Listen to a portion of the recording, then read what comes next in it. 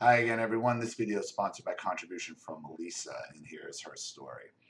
Dear Ollie, thank you for your channel so much. I find a lot of comfort here, and I'm grateful. I sent you a very modest donation a while back in October, I think, but I didn't get it together to finish my letter to you at the time. I wanted to ask you if you would talk about gifts from narcs and covert narcs since it's Christmas. I was triggered as I received this card in the post from a woman I had considered a friend and confidant for the last 14 years. In October, I finally moved out of the house I shared with my narc son husband, his strong, fit sports car driving 81-year-old mother and and her wife for 13 of the 14 years of our relationship. We met when I was 26 and in another abusive relationship that he proceeded to rescue me from over the next couple of years until he finally got me at 30 years old. I am now 45, he is 57. We never got married.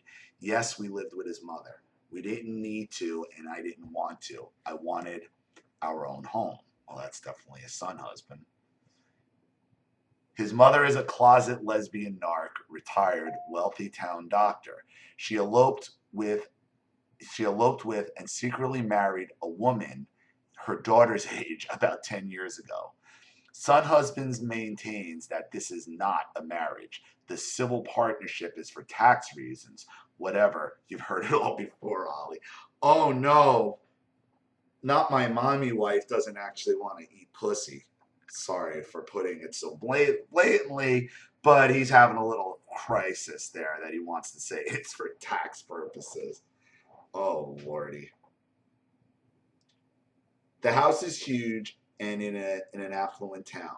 We live in the attached Muse house, but I never ever in all those years found a place in it that I could call a home, let alone any privacy. Emotional and financial abuse, episodic depression, and the brink of alcoholism found me there though. The black sheep in my family already. I became the black sheep in his too. I do need to tell some stories, as now I am out of there and I am starting to see what was happening. I'll have plenty of time over the holidays, as I'll be alone at Christmas for the first time in 15 years. I would value your advice and hope my contribution helps others too. This was one hell of an annus horribilis for me, and so-called friend was the only person I had ever told my story to and who knew what had happened to me at the hands of my narc boyfriend. At first I thought I was being paranoid, but as I reread the card, I get I get to the part that says, "I'll be really good next year, I promise." I just feel sick. This card is sick. What a message to send someone you know whose life has been razed to the ground.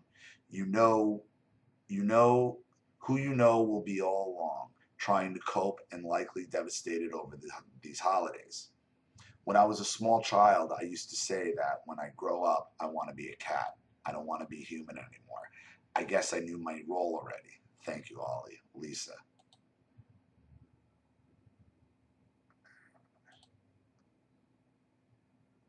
All right. And the picture is, I'll try to make this the pick for the video pick. Dear Santa, and it's a, you can see what it is. It's a typewriter, little letter. Dear Santa, let's put the last 12 years, 12 months behind us. I'll be really good next year. I promise. Hmm. So that was the card that was sent. Well, that's a very passive aggressive thing to say.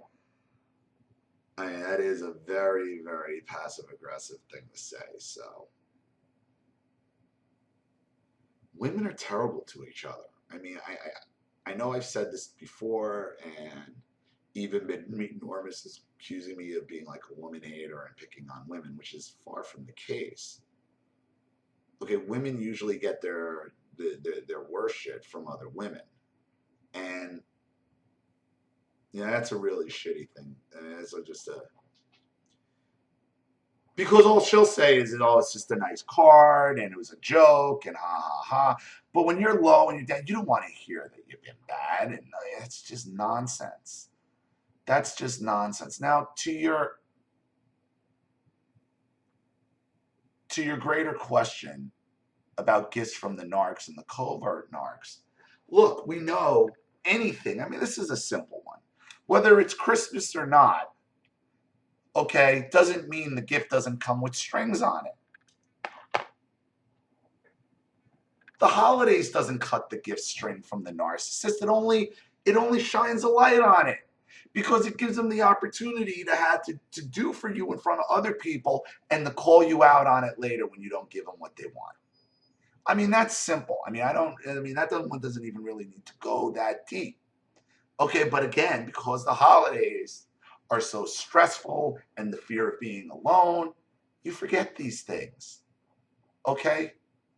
Gifts from the narcissist at the holidays do not cut the strings that were attached to them. They do not. They only magnify them because it puts them on their grander stage.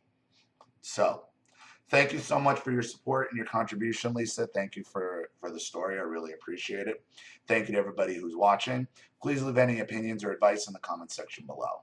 And again, if you want your story read on the channel, you have a topic you'd like me to cover or a narcissist you'd like to expose, or you'd like to have a private video made or a private Skype or video call, you know what to do with the PayPal and the email link in the description box. I'll have the videos right back to you. This is Ollie Matthews. Thanks for watching. See you all again shortly. Bye.